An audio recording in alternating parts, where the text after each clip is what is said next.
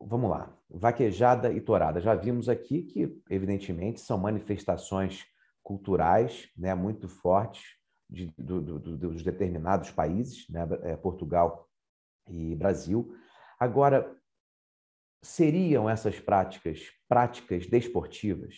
Bom, o primeiro aspecto aqui da minha investigação foi descobrir ali a definição de desporto, né? O que é o esporte? E aí, o ponto de partida, além de toda a doutrina clássica que fala sobre o desporto e o direito desportivo, mas o ponto de partida foi a Carta Europeia do Desporto. A Carta Europeia do Desporto ela é de 1992 e ela conceitua ali, né, o próprio desporto como o movimento físico da pessoa e o movimento físico que busque ali uma elevação do corpo e também uma funcionalidade espiritual. Então, é você ter ali corpo e espírito dentro de um sincronismo, dentro de uma simbiose.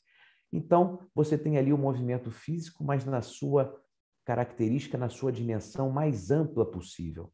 Porque é o esforço físico, mas o esforço físico também é considerado como esforço mental. Então, um jogo de xadrez, por exemplo, né, você tem ali uma prática desportiva, porque você tem esse gasto de energia, por mínimo que seja. Agora, você também pode ter uma prática desportiva com animais. E aí é importante deixar bem claro, os animais, de forma isolada, eles não praticam desporto. Então, uma corrida de galgos, por exemplo, né? Uma raça de cão que é muito conhecida, que é muito utilizada nessas corridas, que é difundida na Austrália, no México, Estados Unidos, em Portugal mesmo. Uma corrida de galgos não é uma prática desportiva, porque você não tem o elemento humano. Você tem só o animal, você tem o cachorro que vai atrás de um objetivo. Mas o cachorro, e aí já dizia Johann Huizinga, né, no seu clássico livro Homo Ludens, o animal ele tem ali o espírito para o jogo, né? Agora, o animal ele não pratica desporto, porque o jogo ele se difere ali do esporte a partir do momento que são inseridas as regras. Né? O animal, por mais que ele tenha o instinto, né? O animal, um correndo atrás do rabo, um do outro ali, né? Você tem ali o instinto, você tem o espírito do jogo, né? O ânimo jocante, mas você não tem a prática desportiva. Para a prática desportiva, precisa do componente humano. Então, por exemplo, uma prova de hipismo, que você tem a utilização do cavalo, você tem o animal e o homem. Você tem ali o cumprimento e obediência de regras, então você tem uma prática desportiva. Assim como você tem na tourada, que você tem regras, você tem ali o toureiro demonstrando a sua destreza, e como você tem também na vaquejada. Você tem ali, né, um peão, um vaqueiro que vai agarrar o touro pela sua cauda e vai derrubá-lo ali dentro de uma área delimitada, ou seja, são as regras, o touro tem que cair com as quatro patas para cima para que o vaqueiro possa pontuar. Então você tem todas essas regras. Portanto, a conceituação de desporto inicial, nesse caso, que foi feita, foi dentro da Carta Europeia do Desporto de 1992.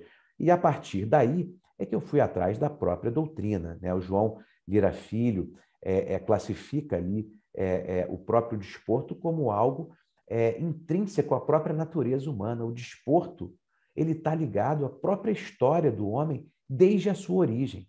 E aí nós temos que na Grécia o desporto era uma crença. Em Roma, o desporto era instinto. E a partir do século XX, o desporto ele se transforma em um ideal. Então nós temos uma evolução do próprio conceito do desporto, não é mesmo? Desde a própria origem do homem. E, inclusive, tem um autor, o Fabrício Valserra, que ele diz que pinturas rupestres encontradas na Espanha de mais de 1.200 anos demonstram ali a presença do touro bravo e o próprio homem com lanças à caça desse touro, né? Então, algo ali como quase que uma prática desportiva, óbvio que não como aquelas que nós conhecemos hoje, mas na Grécia isso era muito difundido. Inclusive, a tourada chega na Península Ibérica com uma forte influência dos circos de Roma, né? O Conde de Sabugosa ele trata ali de uma passagem de Tarquínio o Soberbo, que dizia que as festas com os touros eram feitas para acalmar a ira dos deuses, era a Ludi Tauris, né? Então você tinha essas encenações dentro dos circos romanos.